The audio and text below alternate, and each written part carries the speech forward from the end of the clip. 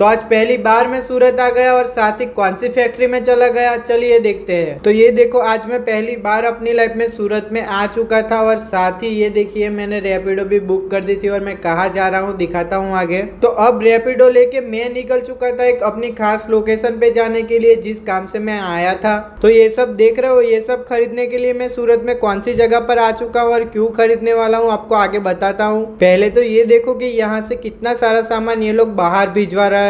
तो जैसे कि दिल्ली से मैंने बड़ी वाली लेजर मशीन मंगवाई थी, तो इसी मशीन के लिए ये सब सामान खरीदने के लिए मैं आज सूरत में आ गया। तो ये देखिए यहाँ भी दो बड़ी बड़ी मशीन थी जिससे ये सब सामान बना रहे थे। ये देखिए इतना सारा सामान है। तो अब फटाफट मैंने यहाँ से अपना सामान रेडी करवाया और मैं निकल गया रिक्शा में बैठ के डेपो में जाने के लिए। और अब डेपो में पहुंचने के बाद मैं अपना सामान नीचे उतारने लगा। बस आते ही मैं बस में बैठ गया और थोड़ी देर में ही मैंने सूरत को अलविदा कर दिया। और अब जो कोई सूरत से हो और उस जगह का नाम पता हो तो कमेंट में जरूर बताना। और साथ ही मैं जो लकड़ी पे फोटोज बनाता हूँ वो एक बार मेरी प्रोफाइल में जाके जरूर देखना।